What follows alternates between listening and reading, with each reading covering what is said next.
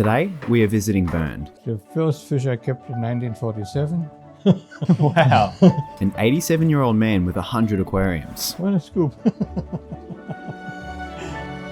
Amazing. I met Bernd at the Pet Expo down in Melbourne, where we got talking about the aquariums and the fish room that he had. I just couldn't resist his invitation to come and check it all out. And I think it's safe to say that we were completely blown off our feet.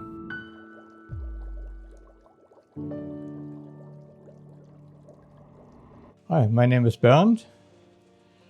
I am retired, and after I stopped working, it was my retirement business. It's my hobby. Your first fish you got in 1947. How old were you back then? 11 years old. 11 years old. Wow. It was in a lolly glass. I had a gourami, blue gourami, a flying tetra, some guppies. That was all, because in the lolly glass you can't put too much in, because you are restricted in the room. That he got a frame for me, about 60 centimeter, and my grandfather gave me the glass and the putty, and I put everything together, and that was the tank I had for many years. And I never looked back. I can't even think about this being without fish. But like my wife, she wanted to get rid of the fish because it was too expensive. And but after she passed away, then I started up again. Something to do.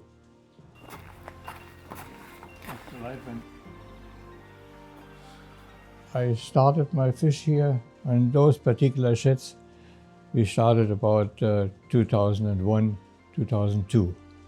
Quite relaxing. I like it. Some people just say, "Oh, why are you keeping fish?" But if you look at them, the eyes, when they turn their eyes around, it's fun.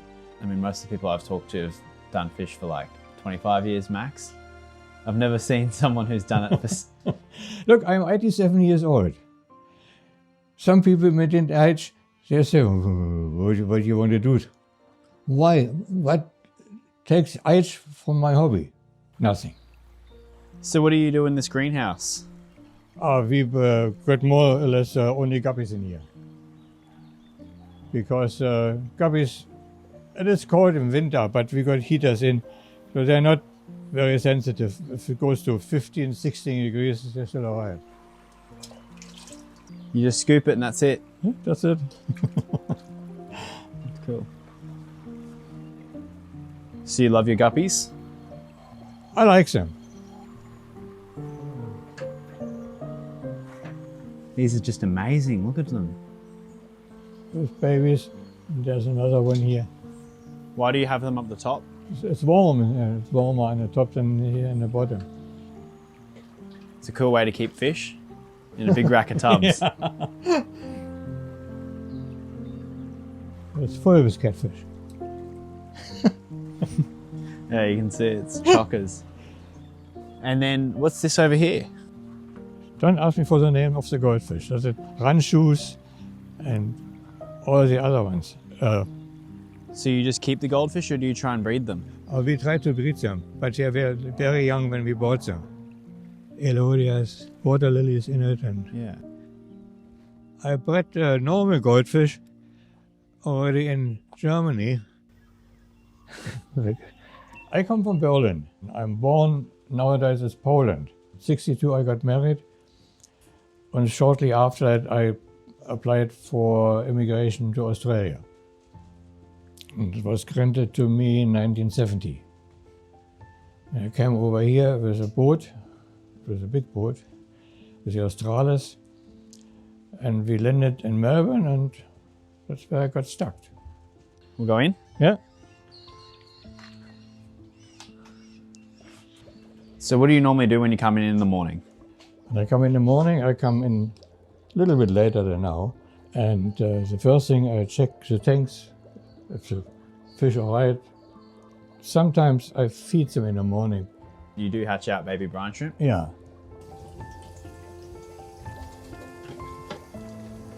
Water in is about 2 liters. So you do this one once a day? And soon is empty, yeah. Because most of the time I take every day a new one. A new one. Salt, put the air in here, but at the moment I haven't got air. Here we got pygmies and some shrimps. See the little ones. They're cute. Black cories, bronze cories. The bronze cories are breeding compared to rabbits. They're all the time they have young ones. So you're big into the cories, it looks like.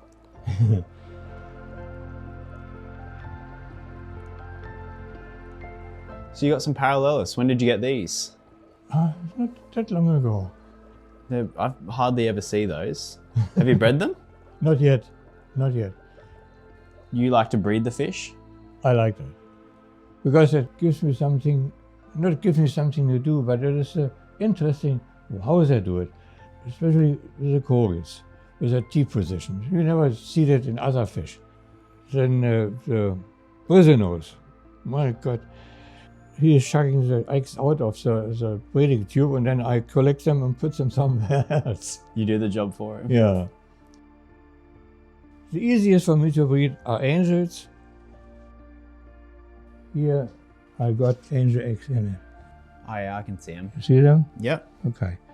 Guppies, you can breed them anytime. There is nothing to it. What do you like about fish? Like, what does this do for you? Sometimes you say, why do I do it? Why do I clean things? Why do I can't sit down on a chair and watch telly? No, I can do that anytime. I can do that in the night, but in the daytime, c'est my pride and joy. How many tanks total do you have?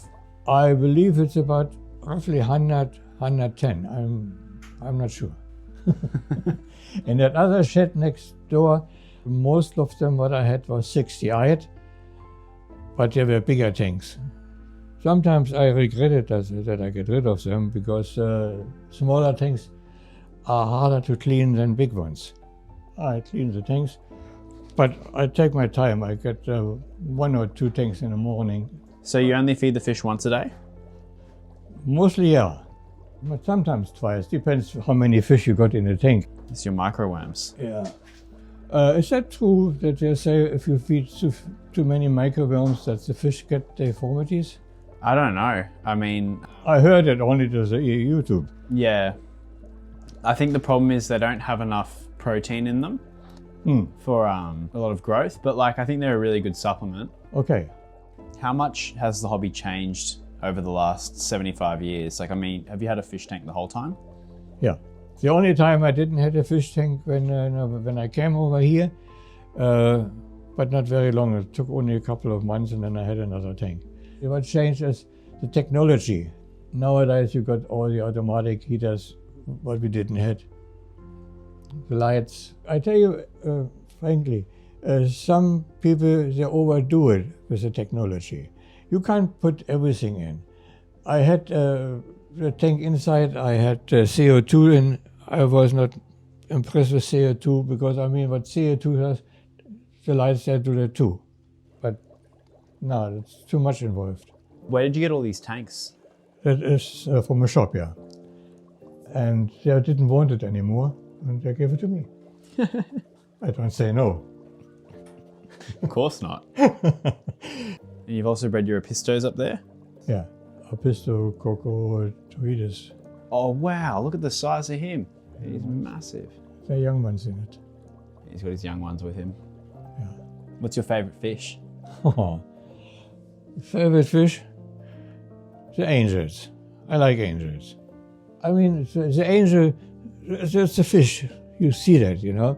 The same is with discos. Some of the discos, right nowadays with discos, there come so many colors, color variation. What we never had years back. I bought my first discos in Springwell, Ockley, and they were German ones.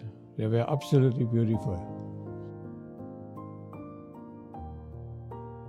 so relaxing in one way, you know.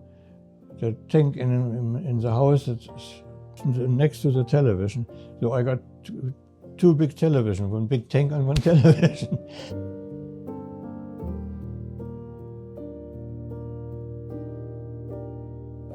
Here rice fish in, and some prisoners, he puts them in to keep the glass a bit clean. Yeah. If you had to give advice to someone with aquariums, what have you learnt from doing this?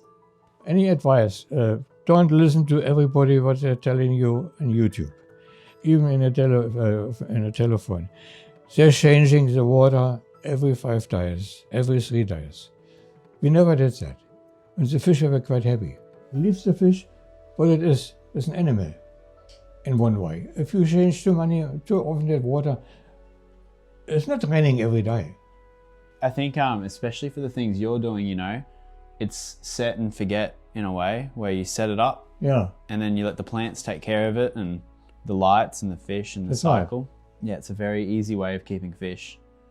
can I say something? Yeah. The doctor where I go to, he asked me once, what are you doing? I showed him the picture what I got on my telephone. He said to me, no wonder. You are so quiet, so relaxed. The fish there must do that for you. You can sit in front of an aquarium and you go around and you look for them, you feed them. It's peaceful. Amazing.